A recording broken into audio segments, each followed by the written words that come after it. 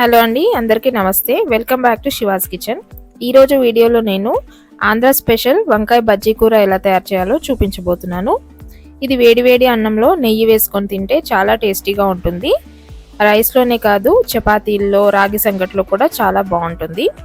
So late చేయకుండా దీనికి కావాల్సిన పదార్థాలు ఏంటో, తయారీ విధానం ఏంటో చూసేద్దాం.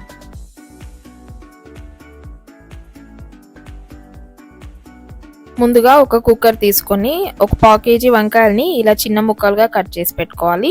ఒక 2 మీడియం సైజ్ ఉల్లిపాయలని కూడా ఇలా కట్ చేసి వేసుకోవాలి. 3 మీడియం సైజ్ టమాటాలని కూడా వేసుకోవాలి. కారంకి తగ్గన్ని పచ్చిమిరపకాయలు కూడా వేసుకొని, కొద్దిగా చింతపండు కూడా వేసుకొని, 1/2 స్పూన్ పసుపు, 1 టేబుల్ స్పూన్ సాల్ట్ కూడా వేసుకొని, కొద్దిగా వాటర్ పోసుకొని ఇవి మెత్తగా అయ్యేంత వరకు ఒక 2-3 విజిల్స్ వచ్చేంత వరకు ఉడికించుకోవాలి.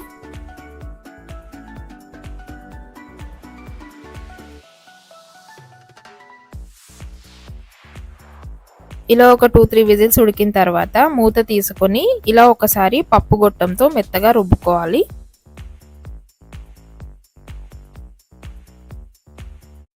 ఇలా రుబ్బుకొని పక్కన పెట్టుకోవాలి.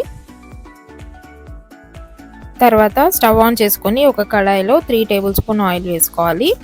ఆయిల్ వేడయ్యాక ఇందులో మనం 1/2 స్పూన్ జీలకర్ర, 1/2 స్పూన్ ఆవాలు, 1/2 స్పూన్ మినపప్పు, 1/2 స్పూన్ శనగపప్పు కూడా వేసుకొని ఫ్రై చేసుకోవాలి.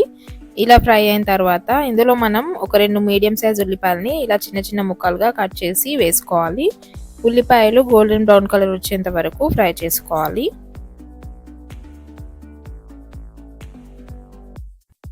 ఉల్లిపాయలు ఫ్రై అయిన తర్వాత ఇందులో మనం 1 టేబుల్ స్పూన్ అల్లం వెల్లుల్లి పేస్ట్ వేసుకొని అల్లం పచ్చివాసన పోయేంత వరకు ఫ్రై చేసుకోవాలి.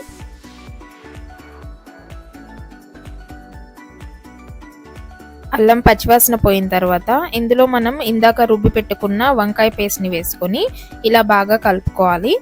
ఇలా బాగా కలుపుకున్న తర్వాత ఇప్పుడే మనం సాల్ట్ ఒకవేళ తక్కువ ఉంటే కలుపుకోవచ్చు.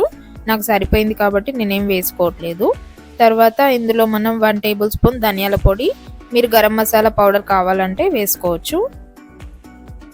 ధనియాల పొడి వేసి ఇలా ఒకసారి కలుపుకొని స్టవ్ని మీడియం ఫ్లేమ్లో పెట్టుకొని ఒక 2 నిమిషాల పాటు మూత పెట్టి ఉడికించుకోవాలి.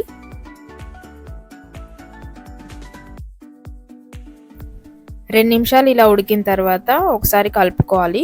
ఆయిల్ మొత్తం ఇలా పైకి తేలిన తర్వాత ఇందులో మనం కట్ చేసి పెట్టుకున్న కొత్తిమీర కట్టను వేసుకొని మళ్ళీ ఒకసారి కలుపుకొని మళ్ళీ 1 నిమిషం పాటు మూత పెట్టి ఉడికించుకోవాలి.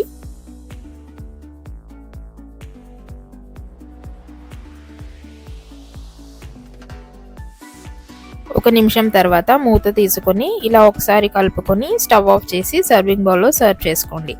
చూసారు కదండి, ఎంతో టేస్టీగా ఉండే వంకాయ బజ్జీ కూర. చాలా ఈజీ అండి, 2 మినిట్స్లో అయిపోతుంది. అన్నీ ప్రిపేర్ చేసి పెట్టుకుంటే చాలా తొందరగా అయిపోతుంది. ఈ వీడియో కనుక మీకు నచ్చినట్లయితే లైక్ చేయండి, షేర్ చేయండి, కామెంట్ చేయండి.